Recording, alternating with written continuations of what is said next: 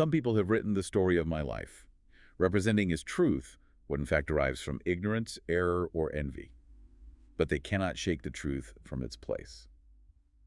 Wow, what a way to start. It really is. That line just jumps out at you, doesn't it? It absolutely does. It's like a declaration right up front. Listen up, this is my story, the real one. Precisely. It tells you immediately his purpose in writing. He feels the need to correct the record, to reclaim his own narrative from, well, from those he felt distorted it. Welcome, everyone, to the Deep Dive. We're the place you come to really get under the skin of complex sources and pull out those key insights. Helping you understand the core ideas without having to wade through everything yourself. And today we are tackling a truly monumental source. It's the Autobiography of Emperor Haile Selassie I, My Life and Ethiopia's Progress. Volume 1, specifically, a really fascinating document. Our mission here is to journey through the emperor's own words, his own perspective. We want to uncover his personal story, his vision for Ethiopia, and frankly, the immense challenges he navigated. Yeah, this isn't just a dry history lesson. You get a real window into the mind of a leader trying to shape a nation, standing on the world stage against, incredible odds. Think about it. How do you build a modern country while trying to hold on to ancient traditions? How do you lead with faith when you're facing betrayal? We're going to find some pretty profound insights here, I think. Definitely insights into leadership, into resilience, and, that constant pursuit of justice. And just to be clear, for this deep dive, we're drawing only from excerpts of the PDF, My Life in Ethiopia's Progress Volume 1.pdf. This is the Emperor's account, first person. Which makes it so unique, right? As you said, it's not filtered through a historian or biographer. It's Haile Selassie himself, looking back, recounting his life. He felt he had to write it because, as he says right at the start, others had twisted his story through ignorance, error, or envy. Yeah, he was convinced that they cannot shake the truth from its place. There's this real determination, this self-awareness about controlling his own narrative. It's striking, like he's saying, okay, let me tell you how it really was. And interestingly, he doesn't just dive into historical events. He opens with this incredibly profound prayer. What does that tell us right away? Oh, it's hugely revealing. It's not just like a personal aside. It really sets the stage for his whole worldview, his understanding of his role. How so? He presents himself as an instrument of God. He acknowledges right there that human understanding is limited, that we can't fully fathom God's judgments, beyond a certain point. So his leadership isn't about personal ambition in his eyes. Not according to this text, no. It's framed as a duty, something divinely guided. And he asks this deeply existential question. It's quite powerful. Which is? He asks why God made the Ethiopian people, and he includes everyone from the ordinary man to the emperor, why they had to sink in a sea of distress for a time. While conversely, well, the Italian people swam in a sea of joy for a time. It's such a vivid way to talk about Ethiopia's suffering, especially with the later Italian invasion looming over the narrative, as he writes. But even in that distress, he holds on to hope. Absolutely. His hope for Ethiopia's freedom is unwavering. He pleads with God that Ethiopia shouldn't remain prostrate under an alien ruler. He wants their voices heard. Yes, he prays their mouths won't be silenced for fear of a foreign governor. He asks for God's kindness to save them so they wouldn't lose their own Ethiopian ruler who is leading them towards civilization under a light yoke and with gladness. That phrase, light yoke, is interesting. It suggests his rule, his reforms, were intended to be beneficial, not oppressive. Exactly. It's a powerful statement of faith and his vision for his people, even writing this, remember, while in exile. He also explicitly lists his reasons for writing this autobiography. First, he says that your name be praised for all the deeds you do, acting according to your wishes. Right, reinforcing that divine mandate idea again. It's not about him. It's framed as being about God's will working through him. And the second reason follows that. It does. It emphasizes humility. He wants it known that if he was rich in the honors of this world, it wasn't because of his own merit, but purely through God's benevolence and generosity. That's quite unusual for an autobiography to constantly deflect credit like that. It really is. Most autobiographies are, let's be honest, about highlighting personal achievement. He consistently points upwards. And his third reason, a commitment to truth. Yes, a very strong one. He states he would write only the truth, using his heart the judge, and doing so without partiality or enmity. That's a high bar to set for yourself when writing about your own life. especially the controversial parts. It is. It shows he knew his words would be examined, judged by history. He's trying to establish credibility from the outset. His fourth reason brings in a biblical quote, doesn't it? For without me, you can do nothing. He wants future generations to remember this, to be convinced that with your help alone, will they be able to do anything. It's about dependence on God, yes, but maybe also about, the need for faith-based collective effort. So there's this emphasis on divine help, but then, almost paradoxically, he stresses individual responsibility too. That's a great point. His fifth reason is really nuanced. He says that unless a person acts with their own resolve and perseverance, conscious of being God's tool, their responsibility will not cease, even if they're acting under someone else's orders. So it's not just passive obedience. You still have to act with purpose. Exactly. It's this interplay between divine will and human agency. You're an instrument, but you have to play your part actively. And the final reason he gives is quite pragmatic, almost philosophical. It is. He says basically that tasks get done at the proper time and age, and you can't force it by just desiring it or by hurrying it unduly. Patience and timing. Patience, strategy, understanding the right moment. It speaks volumes about a kind of long game he often had to play, especially given the challenges he faced throughout his reign. You really see that theme recur. Okay, so that sets his spiritual and philosophical compass. Now let's dig into the earthly roots of his journey, his lineage, his upbringing, those early steps towards becoming crown prince. His family background is, well, incredibly distinguished. Oh, absolutely. He takes care to trace his lineage. His father, Ras was the son of Princess Tananya Wark, who was the daughter of King Haile Selassie of Showa. So a direct link to the Shoan line of the Solomonic dynasty. Precisely. And critically, his father, Ras had this extremely close bond with Emperor Menelik II. He was raised in Menelik's palace from about age 14, became his special companion. That connection to Menelik, such a towering figure in modern Ethiopian history, must have been hugely important. Foundational. It placed the young Tafari, who was born near Harar in July 1892, right within the orbit of the imperial court from the beginning. And his education seems quite advanced for the time. He mentions growing up almost like a twin with Emru, who later became Ras Emru. Yeah, born just 4 months apart. When Tafari was 7, his father got a special teacher for them at home. And get this, by age 10, after only 3 years of formal study, both he and Emru could read and write Amharic and Ge'ez, the ancient liturgical language. That's remarkable progress. It really is. It shows his aptitude, but also his father's dedication to his education. His father apparently noted Tafari's inclination was directed towards education and took great joy in it. It suggests a supportive learning environment, which certainly wasn't guaranteed back then, even for nobility. That early literacy and grounding in tradition would serve him well. Invaluable throughout his life, absolutely. And he stepped into a governance role incredibly young, didn't he? Appointed to Jazmatch at just 13. 13 years and 3 months old, yeah. November 1st, 1905, in the Gera Malata region. Jazmatch is a significant title, sort of like a regional commander or duke. But not with full power at that age, surely. No, he clarifies that. Given his youth, the title was more about rank and dignity initially. He wasn't allowed yet to sit in judgment in court or to administer the governorate. So it was more of an apprenticeship. Exactly. His father appointed a chief administrator, a Fitarari named Kolach, to be his tutor and deputy, handling the actual work. But the young Tafari was present at official events, banquets.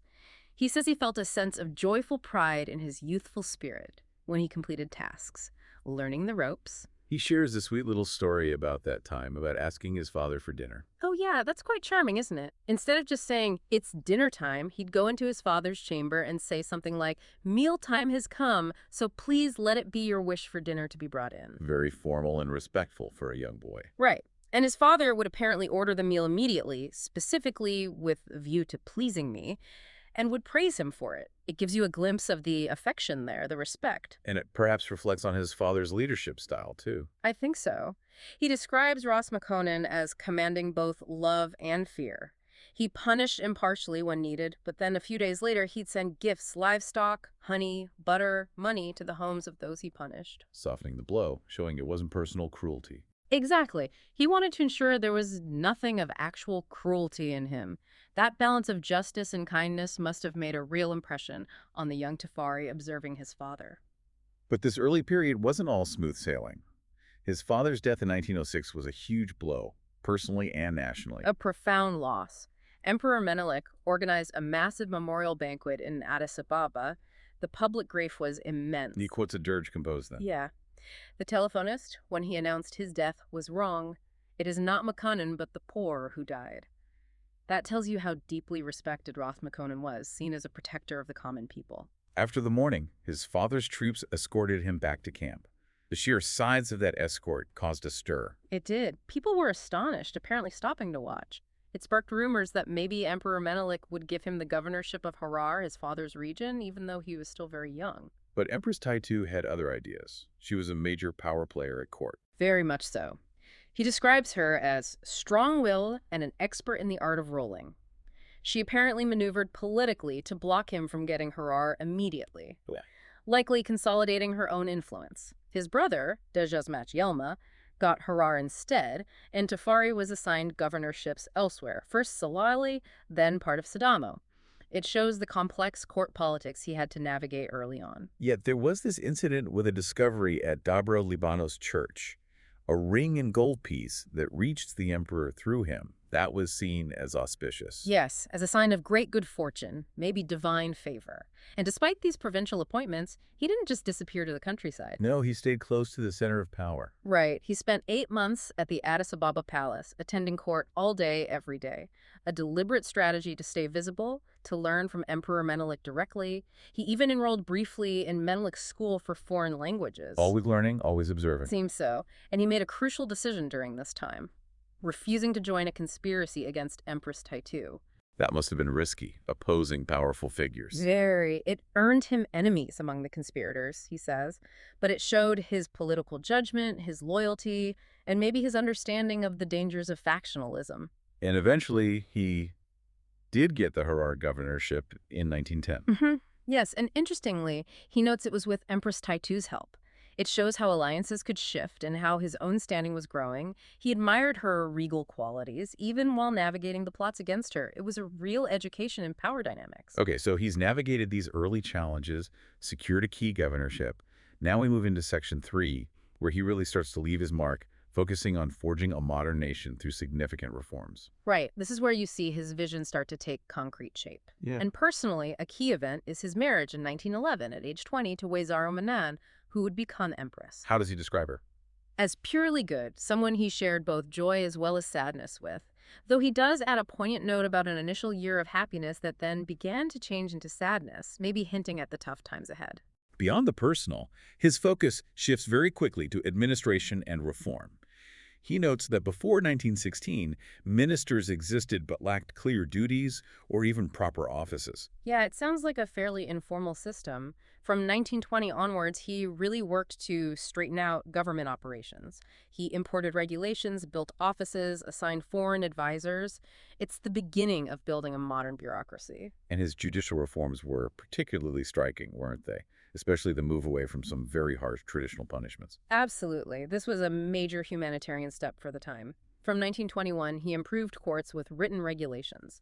But the big one was stopping the practice of cutting off hands and feet. Which was sanctioned by the ancient legal code, the Fethanagast. Correct. He says he caused this and other similar cruel punishments to stop. He explicitly states this wasn't just his idea, but that our whole people were very pleased by it. It signals a shift towards state-controlled, less brutal forms of justice. He also introduced fixed penalties. Yes, establishing a criminal code around 1930 with set fines and prison terms. This was huge because it ended the arbitrary system where a judge's personal bias favoring friends, punishing enemies, could dictate the outcome. He says, justice now took a road that had honor. What about the death penalty? Did he reform that too? He did, in a significant way. Previously, a condemned murderer was handed over to the victim's family, who could kill them however they wished, often brutally. A form of legalized vengeance. Pretty much. He changed that. He set up a special private place for executions, carried out by a government executioner painlessly with a rifle, unseen by the public. It wasn't abolition, but it removed the spectacle, the torture, the personal vendetta element, making it a state function. And for cases involving foreigners. Special courts were set up from 1920 with expert judges and foreign legal advisors like M. Auberson from Switzerland. This aimed to ensure fair treatment and build confidence with other nations. Moving to the economy, he tackled debt and banking. From 1922, he regulated loans. capping interest at 9%, and crucially, forbidding imprisonment for debt if the person genuinely had no means to pay after their assets were checked. Protecting the vulnerable from spiraling debt. Exactly. And a really key move was establishing the Bank of Ethiopia in 1927-28. Significantly, he notes he used his own private money to help set it up. Why was a new bank needed? It replaced the old Bank of Abyssinia, which was linked to the National Bank of Egypt. He felt the old bank prioritized its own company interests over the needs of the Ethiopian government and people.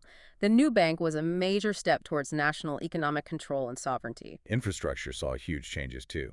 Electric light seems like a major symbol of this modernization push. Definitely. Between 1916 and 1923, electricity spread from the palace to government offices, nobles' houses, major streets in Addis Ababa, and then to other key cities like Harar, Dire Dawa, Dessie. Imagine the impact of that. Transforming daily life and the feel of these cities. Absolutely. And alongside that, from 1922, more cars, motorcycles, bicycles, lorries were imported, speeding up transport, commerce, administration. Communication technologies too. Yeah, telephone and telegraph lines expanded, and then wireless telegraphy radio was introduced in 1931, allowing much faster communication internally and internationally.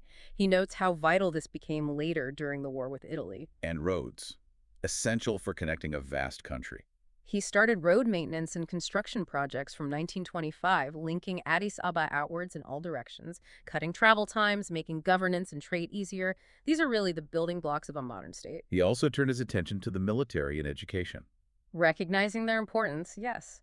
A military college was established around 1918-19 to teach modern military craft. Adapting to new forms of warfare. And for youth, a Boy Scouts movement was started under his son, Makanan, the Duke of Harar, to instill discipline and civic duty. Educationally, beyond the existing Menelik II school in Addis, new schools teaching foreign languages opened in major cities from 1924. Showing a desire to engage more with the outside world. Clearly, preparing Ethiopians for international diplomacy, trade, and absorbing modern knowledge. He also consciously worked on building national identity through symbols, didn't he? New medals, orders. Right. Beyond the old Star of Solomon, he introduced orders like the Queen of Sheba, Menelik II, and Trinity, plus medals for military service, arts, science. Awarding these widely helped foster a shared sense of national achievement. And music and flags. A distinct Ethiopian national anthem and a march called Tafari were composed around 1927-28, played at official ceremonies. New, distinct flags were also designed for the emperor, queen, crown prince, the army, postal services, even ships. These are all deliberate acts of modern nation building, creating unifying symbols. On the international front, he professionalized diplomacy. Yes, by establishing permanent Ethiopian legations and consulates abroad from 1928-29. This meant Ethiopia didn't need to send special envoys for every single issue, making foreign relations much more efficient and raising Ethiopia's international standing. And this led to more engagement from other countries. It seems so. He notes a significant increase in visits by foreign royalty and princes from 1923-24 onwards. British, Swedish, Italian dignitaries came to Ethiopia. It showed the country was emerging from isolation, taking its place on the world stage. Beyond these big institutional changes, he also implemented reforms affecting everyday life, challenging some old customs. Yes, some really important social governance improvements. He banned forced contributions of provisions from peasants around 1930-31, making requisitions voluntary and requiring payment. A big relief for rural communities. And the Libasha system. What was that? It was a traditional method of identifying thieves, apparently used for about 100 years, often involving rituals or medicine boys. He investigated it, became convinced it was based on lies and fraud, and ordered it stopped. Protecting the innocent from false accusation. Exactly. He says there was great rejoicing in every province when this was abolished. It was a move towards rational justice over superstition. This sounds like a direct challenge to entrenched local power structures. It was. And he took other steps, too. From 1917-18, he began replacing hereditary rule by local gentry in provinces like Wallo and Gojam with appointed government servants. Centralizing power? Gradually shifting provincial governorships from military chiefs to civil administrators and centralizing tax collection and army payments. You see him systematically trying to dismantle the old feudal structure and build a unified, centrally governed nation. It's an incredibly ambitious reform agenda. That push for modernization and a unified state naturally connected with seeking greater international recognition. Section 4 covers Ethiopia joining the League of Nations and related diplomatic efforts. Right. He was convinced that joining the League would be a great benefit, but he was also realistic. He knew Ethiopia needed to improve its internal governance to avoid problems after joining. So it wasn't just about getting in, but being ready for the scrutiny. Exactly. He notes the nobles and ministers were unanimous in wanting to join, but they agreed on a plan for gradual, year-by-year improvement, not trying to change everything overnight. A pragmatic approach. A delegation went to Geneva in 1922 to start the process. Led by Dejazmechnada and Haile Selassie, there are some initial hurdles, with some powers questioning Ethiopia's internal situation, particularly the issue of slavery. That was a recurring point of criticism. It was. But he credits strong support from French delegates, like Nom de Jouvenel and Mime Lagarde, plus goodwill from Britain and Italy, ironically, with getting the application approved. And the reaction back home. Great joy at Addis Ababa. He says this joy was based on the belief that the League's covenant would protect us from the sort of attack which Italy has now launched against us. Reading that now is just heartbreakingly poignant. It shows such faith in the idea of collective security. A profound faith that, as we know, would be tragically betrayed. Let's talk more about that slavery issue. It was customary, but previous emperors had tried to ban the trade. What made Haile Selassie's efforts different? He tackled it systematically. While earlier decrees existed, enforcement was weak due to the country's size and lack of specific offices. From 1916, as regent, he made it a priority. What were the key steps? In 1924, a proclamation banned the sale or purchase of slaves, with an ordinance setting out punishments. Crucially, it also stated that slaves acquired before the proclamation were to be freed. He set up dedicated offices in courts, even hired an English advisor, Mr. de Halpert, plus judges and staff specifically for enforcement. He states clearly, many slaves were set free. So it wasn't just lip service, there was real action. And a long-term vision. In 1931, he told the British Anti-Slavery Society he aimed for total elimination within 15-20 years, even mentioning the death penalty for offenders eventually. Yet Italy used this issue against Ethiopia at the League. Constantly. He highlights the hypocrisy. Italy accused Ethiopia of condoning slavery while he was actively fighting it. He gives an example where an Italian consul misinterpreted a family employing relatives for wages as slavery, leading to an official complaint. He expresses sheer amazement at these claims, especially given Italy's later brutality. Did he do anything for the slaves who were liberated? Yes, and this is really progressive. He started sending liberated slaves to Addis Ababa for education, giving them formal liberation certificates. Many went to military school. Some were trained in music by a Swiss expert. He mentions one specific individual. Right, a young man described as Shankwela, a term often linked to people from border areas historically subjected to slavery. This young man excelled, was made a lieutenant, decorated with an order, a powerful symbol of social mobility. But with a tragic end. Tragically, yes. Yeah. He writes that this lieutenant was later captured and killed by the Italians in 1936, a stark reminder of the human cost of the conflict and the interruption of this progress. Following these internal efforts and joining the League, he undertook his first major European tour in 1924. What was the goal of this trip? He outlines three main purposes. First, to see with my own eyes European civilization. Second, initiate some aspects of civilization back home. And third, crucially, to find a seaport for landlocked Ethiopia. That quest for sea access was a constant theme, wasn't it? Absolutely. It was vital for trade, for defense, for Ethiopia's connection to the world. The tour itself started with a spiritual dimension in Jerusalem. Yes, traveling via Djibouti and Suez, he was welcomed by the British High Commissioner, celebrated Easter at the holy sites, and visited the Ethiopian monastery there, Dabra Ganat. Then on to Cairo, where he met King Fuad and the Coptic Patriarch, strengthening old ties. He visited the pyramids, museums, schools, Al-Azhar University, and met Ethiopian students. It was about absorbing knowledge and building regional relationships. Paris was a major stop, a grand reception. Very grand. Met President Mitterrand and Prime Minister Poincaré, visited iconic sites like Napoleon's tomb, Versailles. Critically, he discussed the Klobukowski Treaty and pushed again for that free access to the sea at Djibouti. Still pursuing that goal. Relentlessly. He also visited Brussels and Stockholm, meeting royalty, seeing modern infrastructure like telephone exchanges and industry, clearly gathering ideas. And then Rome, meeting the king and Mussolini. Yes, welcomed by King Victor Emmanuel and Mussolini. Here, he discussed getting a free zone at the port of Assab, another attempt at sea access. A draft treaty was even made, but he notes it never came into force. Hindsight makes these meetings incredibly ironic. He also met the Pope. Pope Pius IX, who apparently praised Ethiopia's religious freedom. He visited St. Peter's and the Ethiopian monks' monastery of St. Stephen. London seems to have been a particularly significant part of the tour. It really was. Meetings with King George V and Prime Minister Ramsay MacDonald, key topics. The border with British Sudan, the Lake Tana Barrage project, vital for Nile waters, and, ominously, the arms embargo on Ethiopia. Which would become a massive issue later. Exactly. But there was a positive gesture, too. King George V returned Emperor Theodore's crown, which had been taken during the British Magdala campaign in 1868. A huge symbolic act of friendship. Immense. He calls it a great mark of friendship. And his connection to the church was highlighted, too. At Lambeth Palace. Yes, the Archbishop of Canterbury gave a speech recognizing the Ethiopian Church's ancient history, about 1,600 years, calling it in first place among the Christians of the world. Powerful validation. He was also praised at Cambridge University. For his leadership, his knowledge, which they said exceeded that of other Eastern leaders, and his efforts to modernize and translate ancient texts. They even noted he was the first Ethiopian crown prince who has gone up in an aeroplane, a symbol of his embrace of modernity. How was his return received? Enthusiastically. Big welcomes in Djibouti and Addis. Queen Zauditu expressed relief and pride in his work for Ethiopia's freedom, respect, and honor.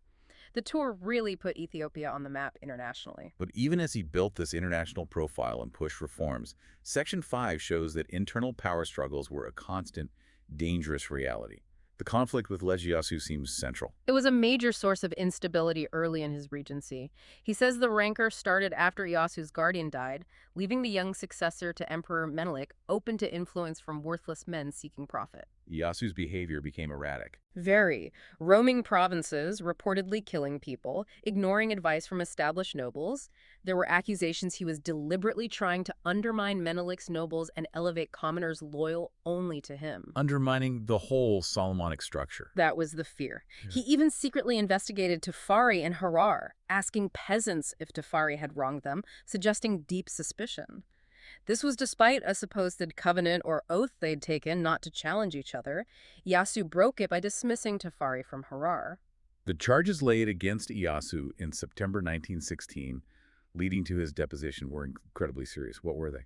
They struck at the very heart of Ethiopian identity, religion, and dynasty. The main accusations were, first, abandoning Christianity for Islam. That alone would be huge. Massive. He was accused of marrying multiple wives, citing the Quran, using Muslim names, skipping Christian holidays, promoting Muslim prayers, even clearing clergy out of a church his grandfather had built, raising his daughter Muslim, claiming descent from Prophet Muhammad, placing that lineage above his Solomonic heritage derived from Menelik II, a direct challenge to the legitimacy of the ruling dynasty. And third, disrespecting Menelik himself. Yes. Playing games instead of mourning when Menelik died and delaying his burial, these acts were seen as sacrilegious and deeply offensive. So these combined charges led to his removal. Correct. He was formally deposed.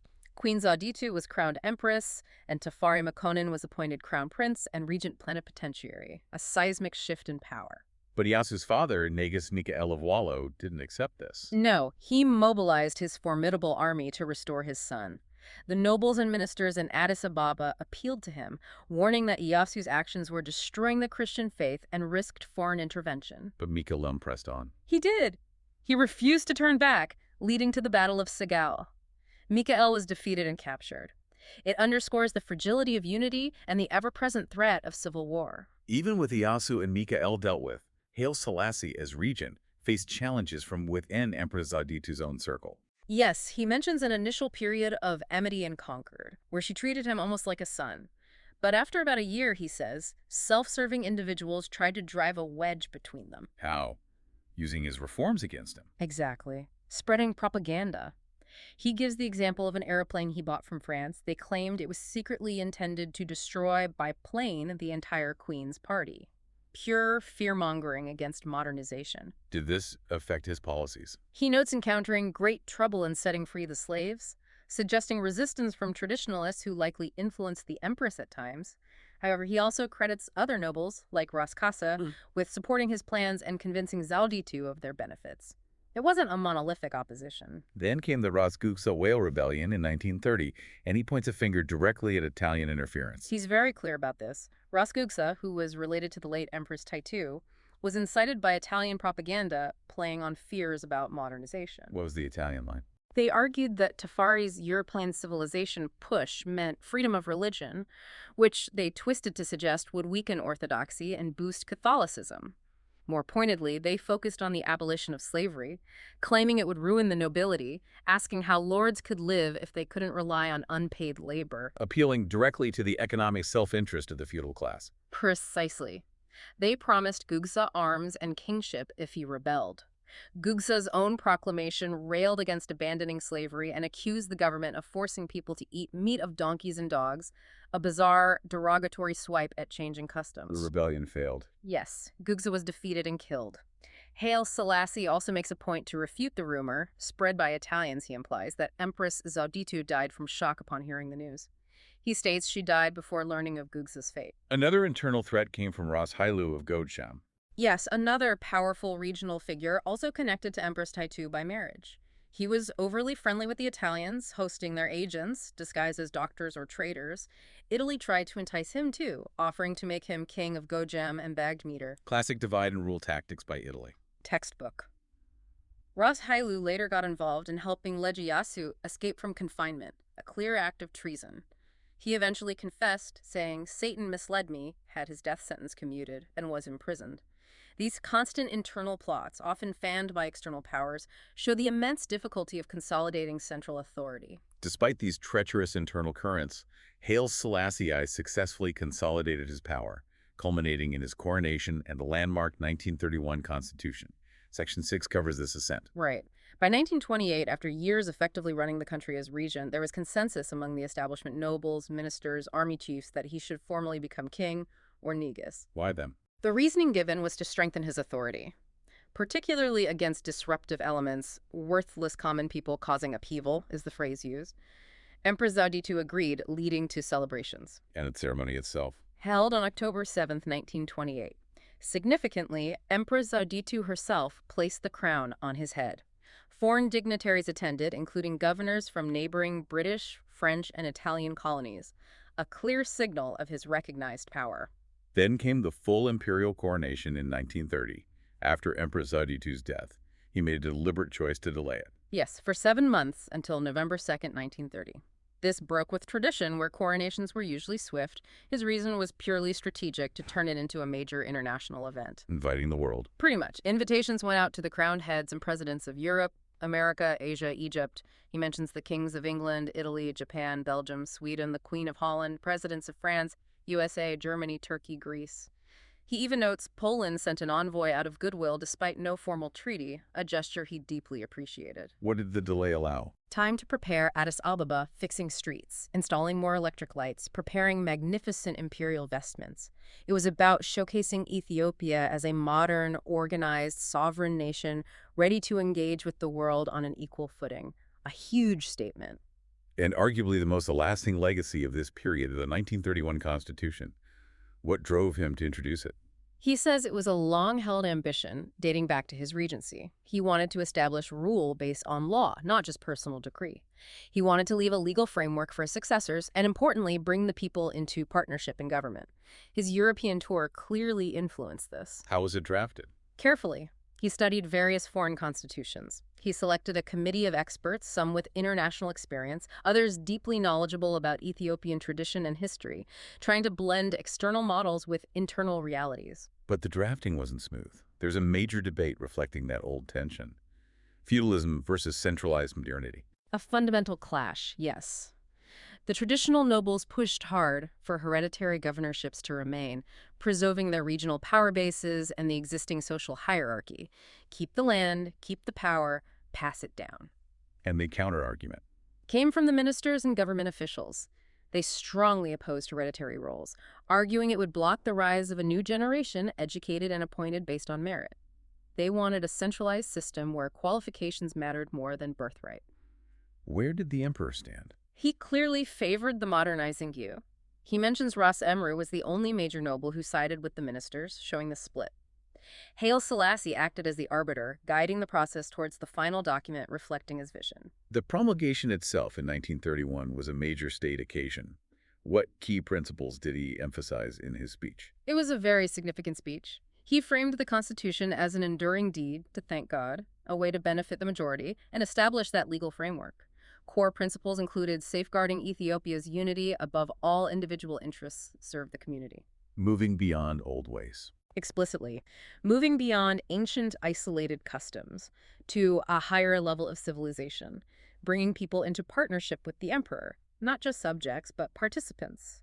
How did the structure reflect that? 2 chambers of parliament were created. Initially, members would be chosen by him until people were ready for elections, a gradualist approach. Ministers became responsible for applying laws, introducing accountability. He also addressed succession. Critically, the Constitution stipulated the imperial dignity remained within his dynasty. This was explicitly to prevent the mutual extermination that often accompanied succession struggles, and to guard against the dismemberment and partition of Ethiopia by internal factions or foreign powers. So stability was a key goal. Huge. He stressed accepting useful knowledge selectively, ensuring the Constitution fit Ethiopian customs wasn't just an idle fiction. He emphasized law as the supreme power, ensuring impartial justice, personal liberty, but not license, and protecting the weak. He called it a contract.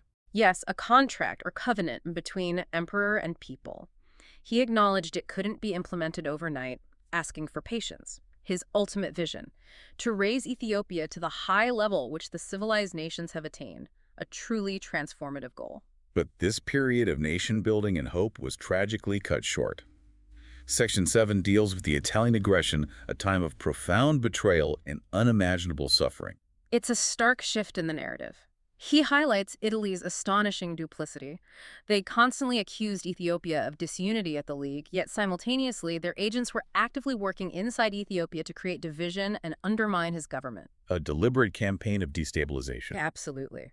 He reveals his understanding that Italy had been planning a military takeover for 14 years, making their Treaty of Friendship a complete sham, just cynical cover. The Wall incident in 1934 became the flashpoint. Indeed. Italy was building up troops near the border, inventing justifications. On December 5, 1934, they launched a surprise attack on Ethiopian soldiers who were actually escorting a joint British-Ethiopian border commission. Attacked while performing a duty for another power. Exactly. He describes his troops being hit by machine guns, tanks, aircraft.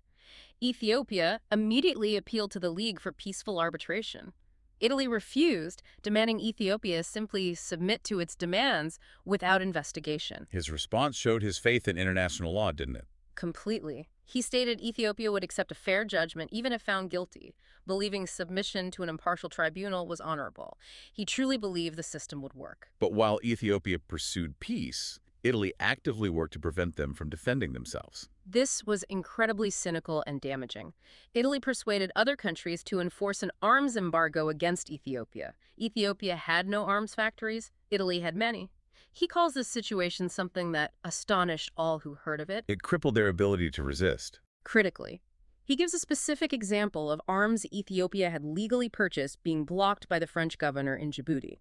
Italy also spread disinformation, false rumors of a secret treaty between Ethiopia and Japan, even a fictional royal marriage, all to isolate Ethiopia and make it look threatening. Despite this, when war came, he addressed the world. In July 1935, via radio, a deeply moving appeal for support, declaring he was ready to shed his own blood. But Italy launched its invasion on October 2, 1935, without declaring war. Just started bombing. Yes.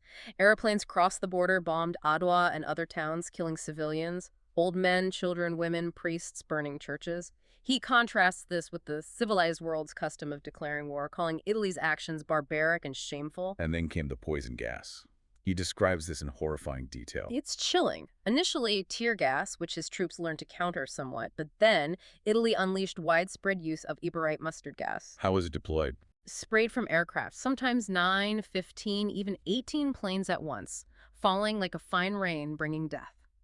From late January 1936, this death-dealing rain covered vast areas, targeting not just soldiers, but women, children, livestock, poisoning water sources, pastures. The casualties must have been immense. He says the number who died from epirite must be reckoned in many thousands. And the Italians showed utter disregard for any rules of war. They targeted Red Cross units. Deliberately. He states it clearly. He mentions a British Red Cross camp near Coram, led by Dr. Melli.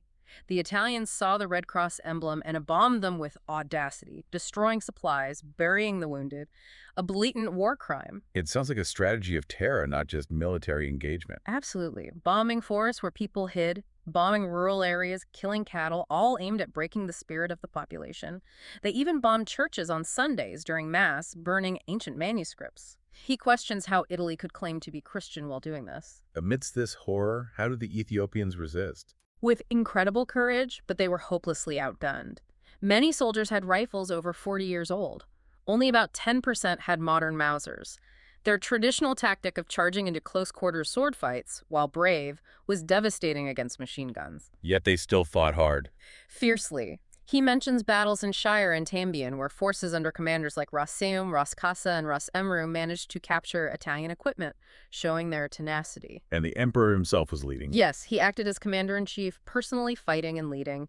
He issued clear orders: maintain unity, be courageous, don't loot, set up markets for supplies, take prisoners for intelligence, destroy weapons if facing defeat, strategic thinking even in retreat. He shared the hardships. Deeply. He describes sleeping in caves during the retreat, dealing with desertions, feeling profound grief at the suffering and the fall of his country. It was an intensely personal ordeal for him. The decision to leave Ethiopia must have been agonizing. Possibly the hardest decision of his life. Continue a hopeless fight, risking annihilation and the destruction of Addis Ababa, or go abroad to plead Ethiopia's case. He chose exile to save his people and capital. That's how he presents it. Advised by loyal counselors, he left to prevent Addis Ababa's destruction and further slaughter. He explicitly denies ordering any burning or looting. His journey out was filled with sorrow. Seeing his people weep as his ship left Djibouti reawakened his own grief. He went first to Jerusalem. And from exile, he made his stand at the League of Nations in Geneva, June 1936. A defining moment. He insisted on going personally, against advice that failure would bring greater grief. He knew the stakes. The Italians tried desperately to shout him down during his speech. With whistling and heckling? Yes, until the Romanian delegate famously intervened, demanding silence for the sake of justice. It was incredibly dramatic. What was the core of his speech, his plea? He spoke directly from the heart in Amharic, the first head of state to address the League as a victim of aggression. He laid bare Italy's systematic extermination, their violation of treaties, their use of poison gas.